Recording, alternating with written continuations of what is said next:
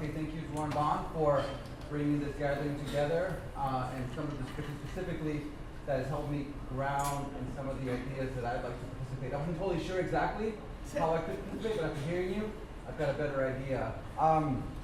So what I do basically for like maybe 30 years is I engage bicycles as a form of liberation for both LA and on a world global view. The way that I think about it is energy transfer, honestly. We spend a lot of time using lots of energy in the world in many formats, and we don't connect it back to how it actually affects other people. The best example I have is trying to push a car, right? Have you ever had a friend who's got a broken down car and try to push it with them? It takes a lot of friends to do that. Now, when you're driving a car, all you do is like hit the pedal, and you got this motion that goes forward, and you got multi-tons going all over the place at varying speeds. I like to say that that pedal is actually people. People's lands, people's forests, people's waters, people's liberations, people's lives, to be able to move all that. Now, even though you don't feel those people behind you, they are there in some form around the world pushing those cars. So for me, the bicycle is the perfect example that tells you where the energy actually is. We've all ridden a bicycle, yes? Yeah. And you've ridden it on flat, right? Pretty fun. Have you gone up a hill with a bicycle? Yeah, you know exactly what energy feels like.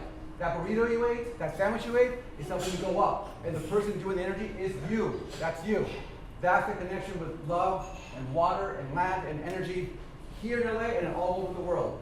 So when I think about connections, you're like kind of like really hitting it on the spot right there. The feminine, the woman is really, really important to guide our essence of energy and love to the world right now, because right now we're so male and phallocentric in this world, and the consequence is war, is famine, injustice, imbalance. So I'd like to definitely jump in with all the possibilities. One thing we do for ourselves, and first of all, I want to say that my fiscal sponsor, Lois, Arkin, is here with LA Eco Village Institute. So we're on her site, where we do a lot of work around ecology in the urban space.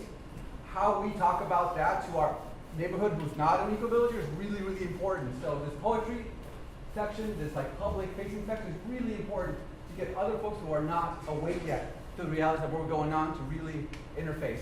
We've got a thing called Bicicrofono, which is a bicycle towed stage. We do karaoke, cumbia, punk, poetry, puppetry, and that's a really great place to talk to people, have them move and feel the connections, have people speak and deliver a good message to them. So for us, we can do that there, that space, but also for all the other spaces, we get them to show up and just get folks riding their bicycles, walking, and just getting people outside of their boxes and back into nature in our spaces to really start to regenerate and heal. So that's one way I'm thinking about right now. So. Thank you. Hello, Omar. Let's get back a little bit. I'm a part-time trickster, ecosystem builder, and kind of everyday creative, and sort of along the way, I've done a couple of things right now. I'm focused on community gardens in Los Angeles and the Ubuntu Climate Initiative. And so the Community Garden Council has about 40 community gardens with about 2,000 members, from San Pedro to Tujunga, from Marina del Rey out to Montebello. And I became the executive director last year and really trying to evolve the model from like a hub and spoke, where the council is like the hub and each garden is a spoke, to more of a decentralized peer-to-peer sort of network. I'm the only staff person, so it really is about building the systems and infrastructure to support the community. And then the Ubuntu Climate Initiative was founded by Denise Fairchild, and really taking a African pan-indigenous perspective on climate as not a climate crisis, but a cultural crisis. It's not a technology problem, it's a cultural problem. And so we've been talking about creating climate altars as these offerings to planet Earth and her beings, past, present, and future. So when I heard about this, I was like, oh, could we weave one of these soil towers as a climate altar on a community garden, and just bring these energies together. And I feel like that's what I'm super excited about in this moment, is that networks are now networking. It is really that mycelial thing. It used to be, back in the day, organizers were over here, faith-based people were here, environmentalist people were here, artists were over here, and now we can be all of those things all at once and all together. So. Yeah.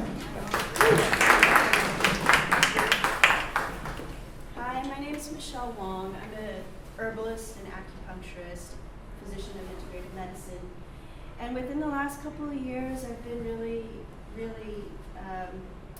inspired. I heal people with mushrooms and herbs, and I've also have the honor of being a co-author of Healing with Traditional Medicines of the West, which is a compendium of Chumash knowledge of the medicines that grow in our area, along with Dr. Jim Adams and Enrique Villaseñor.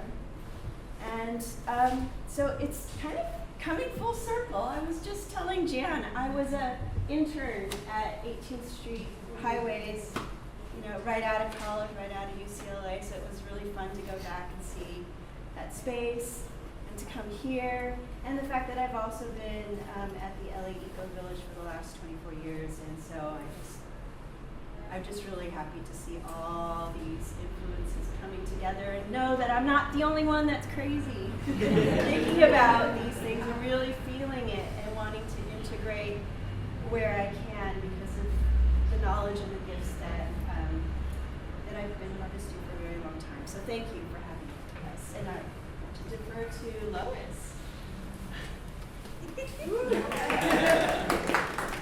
So I'm Lois Arkin. I'm a founder of the Los Angeles Eco Village now in our 32nd year on the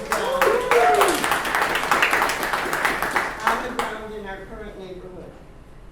And hopefully there'll be 32 more years. And I have just turned 88. And I'm hoping to live another 10 years. But I am looking to have someone come and help me. So if anyone's got any ideas, please send me your resume.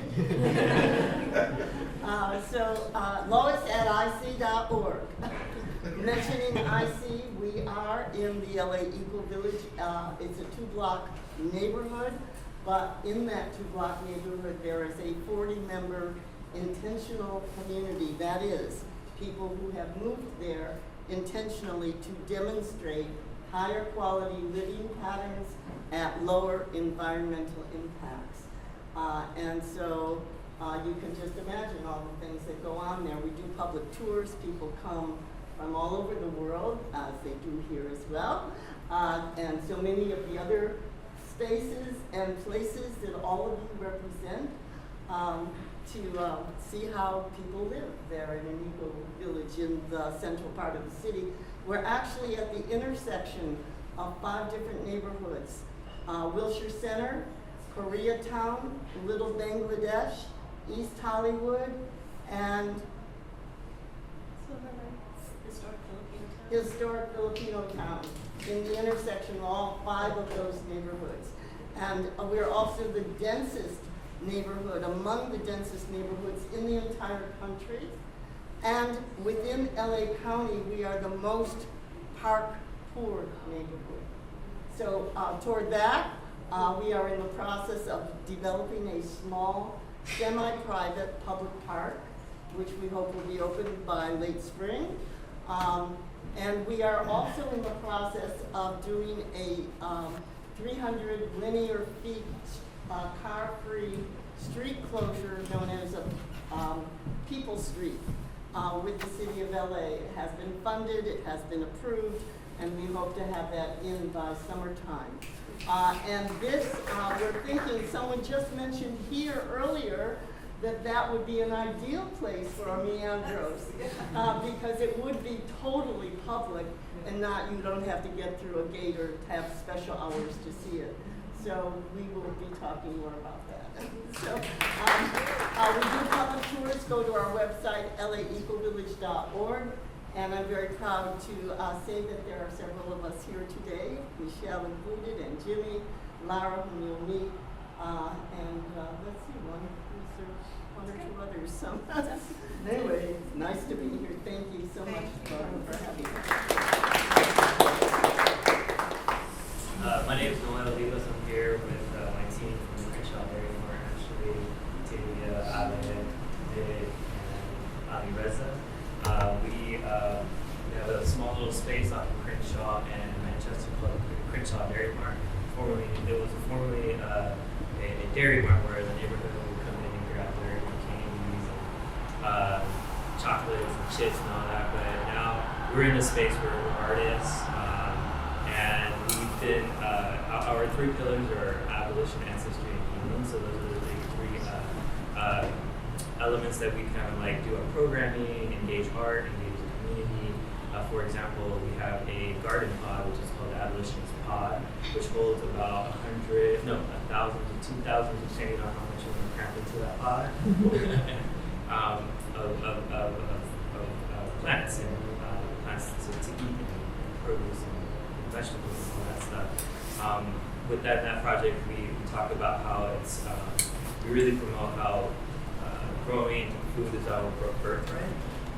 And just thank you, Lauren and Lily and the Metabolic team for inviting us over to hear more about your project. When we were there, I was there for the 18th Street, so thank you for that, for hosting that, which was really beautiful to see how, as we are a small but mighty team, and seeing we're only in our 5th year, and seeing how other teams are actually doing this work and learning and listening. So I appreciate also listening to everyone, just to how people are navigating during these times where there's just so much coming our way. But yeah, we're just here to be in community, keep listening, and to learn through first and foremost. So thank you so much. Thank you. Hello everybody, my name is Jackson Benarroch. I am with the Office of Congresswoman City and Lauderdale, so a little bit different from the rest of y'all. But the Congresswoman is deeply, she cares so much about the arts. She cares so much about sustainability and the environment, and the current state of the federal government is scary for a lot of those priorities. So something that, as an office, that we've been looking to do is bring community together, use our convening power, and look locally at some of the solutions that we can find here in Los Angeles, statewide, knowing that some of the federal resources aren't going to be available in the same way that they were over the last 4 years. I am hoping to connect with all of you about some partnerships we can have, maybe get the Congressman to go visit some nonprofits, and just raise awareness for the great work that you all are doing. Just a little bit of background, the district goes from South Park and downtown to Culver City, Century City, and then most of South LA, Ladera Heights, Baldwin Hills, Manchester Square. She shared some contact information with you all the way past along Manchester, past the 110, back up to downtown. So if you are in the district, I would love to connect with you. If you're not, I'd still love to connect with you and learn how we can partner up to do some good work for the community. So thank you. Marcos Trinidad. I'm with TreePeople, born and raised in Northeast LA, I live in the Bay Area, and been partnered with Metabolic for a really long time. One thing that I'm thinking just in terms of location, our work spans from Cascade Lake all the way to the Inland Empire. And I think one thing, Salud, we have an issue with is saying no to creative partnerships, and we're constantly looking at how we can create partnerships that are going to be lasting. For site specific, I am currently thinking about, we have a location in Vernon, which is a partnership with the city. They gave us use of a decommissioned fire station, and it's really in alignment with our TreePeople headquarters way, because our area out from Mulholland and Coldwater used to be a fire station. And we are also currently housed in San Bernardino at the Garcia Center for the Arts, which was a fire station that was given to the arts. And you know, right now looking at just how soil can impact what we're currently doing is we're growing a lot of plants for restoration, for habitat enhancement. We have one of the Phytophthora-free nurseries in the county, and looking at just possibility even with the soil banking, like how can we use this soil in restoration, in some of the mix, and then redistribute it out within the county, and still trying to find the narrative around that and how it connects us, but I feel connected. So I know it's there, it's just allowing that to then, you know, manifest into some words, and then finding that story. So there are a lot of sites there, and I think opportunities, one thing we like to move quickly as well. Probably, you know, too fast for our own good, but the thing is we really value what the studio is doing here. So I think, yeah, just love to connect with everyone else as well. I wanted to jump in because so many of the previous people who spoke, you know, are just a combination of basically, you know, a lot of the different things that I can relate to. And so very thankful for all that have shared, you know, your different experience about and what led you to be here today. You know, just talking about green spaces. Oh, first of all, I should introduce myself. My name is Claudia Oliveira. I am here with now art, but I do have other hats. I was also the first undocumented person to preside over city board, and as the People Streets project in your area, I'm also doing one on People and Olive, which is that triangle that has been underutilized. So we finally got approved through Bureau of Engineering and et cetera, so that's also an opportunity for us to put something there. But I just wanted to talk about green space in connection to the soil from a historical point of view. In the 1930s, the LA County Commission, I'm sure some of you already know this, Olmsted and Bartholomew to create, you know, to assess the whole entire county, you know, and do a landscape assessment of green space. And one of the biggest points is that every person to feel well for their own well-being has to be within a half a mile from green space. That doesn't happen, and I'm so sorry that your area has been neglected in the lack of green space there. You know, in addition to that, we've seen other communities try to rise, you know, and fend for themselves when, you know, they have been disenfranchised for so long from the government. And like, you know, the community gardens and the other farming places as well. You know, you have that farm in Watts. The urban farm is like 2 acres. This would be such an instrumental place to put something like the soil column, because that whole entire ground is contaminated and they know it, and there's nothing they can do about it. But they're still trying to, like, okay, we're gonna work with what we have. So it would be so nice to see, you know, that community not have to be submitted to have to use that soil, and just give them something better, you know, as they're trying to grow their own food, you know. I'm here to help. I don't really know how. I'm here to help everybody. That's always my calling. I like to remove boulders, so if you're ever stuck with permits, give me a call. If you're stuck in anything, I somehow learned to the immigrant way, where you just have to learn how to navigate the system. I'm here. Jackson's a big help. He gets some of my calls too. And yeah, so please just reach out, and we'd love to connect and help, you know, anybody who wants to.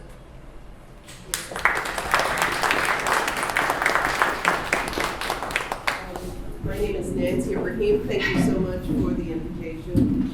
I'm the ED of the South Central Los Angeles-based Esperanza Community Housing and Mercado La Paloma, and we're a 35-year-old organization that has developed properties devoted to family housing at very affordable levels. And we have a vast community health capacity through our Pomodoro Society program, which has been going on now for 30 years. We've also created Mercado La Paloma fundamentally as an economic development venue. We've done that out of a former garment sweatshop. And our intention at the time was to change the food environment while also giving local folks an opportunity to thrive with their own gifts, their own culinary gifts. And just amazingly, we now have a Michelin star, the first in the world. And more important than that particular extravagant factoid is the fact that everybody in Mercado La Paloma is a first-time family-owned business, and they've been there for at least a tenure of, on average, 16 to 18 years and going. So that's part of what we do. It's also a performance space and an arts and cultural space. We are really a human rights-based organization. We elevate the arts and access to rights of nature, human rights, as fundamental rights that we exemplify and try to work toward in everything that we do. And part of that work has been my partnership with Zoe Black and Urban Soul Funds. Let Zoe introduce herself. But it's an example of having transitioned all of the planting at Mercado La Paloma into edible plants, particularly right before the pandemic began, just so people could find value on the space even during times of necessary closure. So I will take my seat. It's a pleasure to network with you all.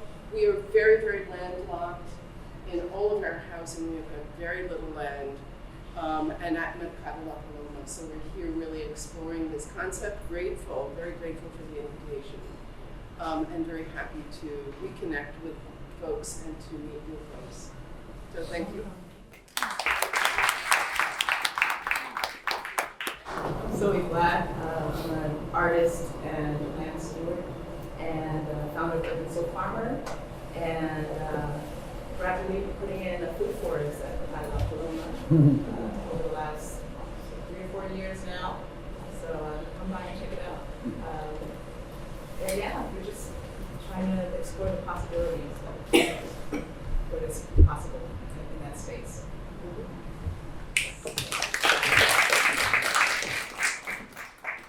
Hi everyone, my name is Riccardo. I'm an artist, a fine artist, sculptor, permaculture enthusiast, and just really ambitious to make a change. I grew up in South LA, city of Compton, and I'm really passionate about growing food and learning as much as I can, partnering with as many people who already are doing what I wish to do on my own with a team of individuals.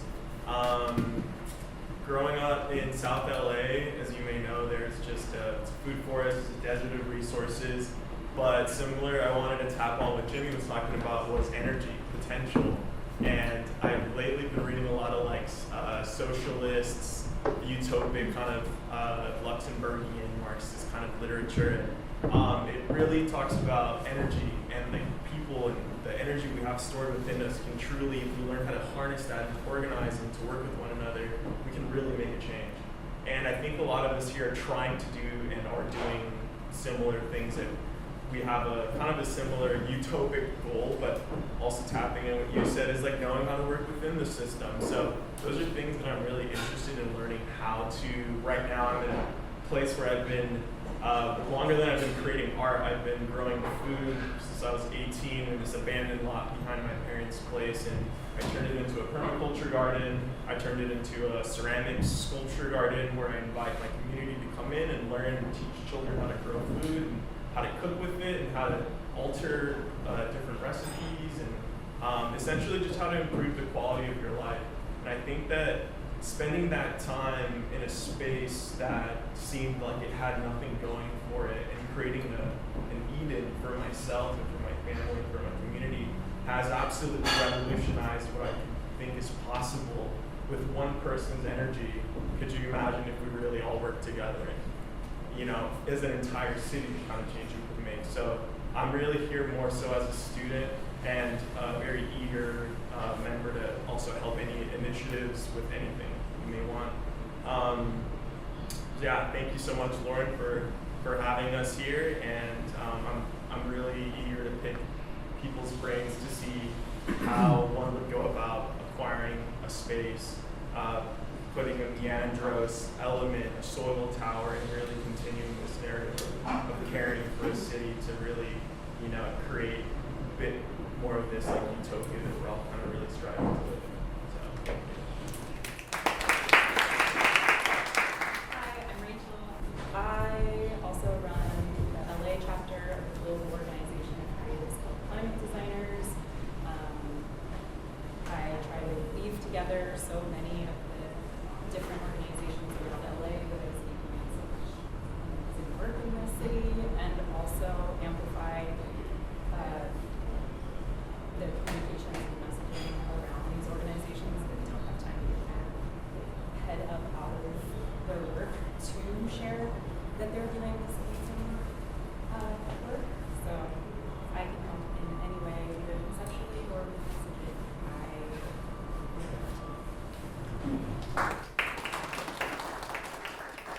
I just wanted to interject one thing, which is three things. One is I wanted to call out that today is the 5th anniversary of the day that COVID was declared an official world pandemic. So it's just an interesting round number on how that locks into so many people's narrative of building on cultural care within that framework. That was number one. Building on that, I wanted to talk about the idea of mutual aid a little bit in relationship to this model. When a landslide happens and it falls on a road, your taxpayer dollars have already paid for that soil to be removed. Okay? So part of what we get for our taxes in the state of California is debris removal from our roads when there's a landslide. The protocol currently is for a trucking company to bid on the job. And part of their bid is that they bring in trucks and move that debris to a dump. And the dump charges them usually around $100 a truckload. So what that means in numbers is that the soil that you see outside in full flower was brought here by the trucking company because it made good economic sense for them to bring it here for free rather than pay $100 per truckload. So we have 100 truckloads on the mother mount, which is the one you see in full flower out there with about 25 laurel sumac trees growing on it, morning glory vines, some sage, lots of other things that we'll go look at later.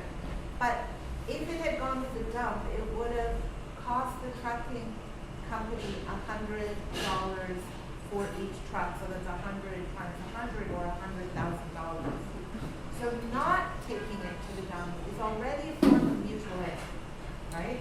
Yeah. So the question is how to find out, number one, if that soil is not toxic, especially during these fire times. And a good rule of thumb is if it's coming from the mountains outside of the city towards the road, it's probably not toxic, right? It's just what happens when there's a fire and rain and the landslide falls, right? But the soil that we have predates this fire, but it was from a different fire, which is why it slid. But there's so much mudslides happening right now today, and we are trying to be the kind of mutual aid mini cab service, connecting laydown yards where that soil could go to operate at a scale of the destruction that we're seeing happen around us. But for the soil columns, the idea is to think about and advocate for how one parking spot can make a huge difference for how pollinators can move through a very congested place. So we can make changes on the scale of the existing infrastructure of the automobile. That's what the conceptual piece around the Meandros project is if all you need is that landslide debris and water, and then that becomes a new mutual aid network, not just benefiting policy makers, but benefiting pollinators, right? Who also want to be able to assist us and themselves in building abundance. So I wanted to just describe the idea of how we would collectively select sites would also be, as we move collectively through this, to think about once there is a soil column, how close should the next one be to build that pollinator corridor, right? So the idea that the sum total of our efforts creates an abundance in many garden plots, right, would be a wonderful thing for us to hive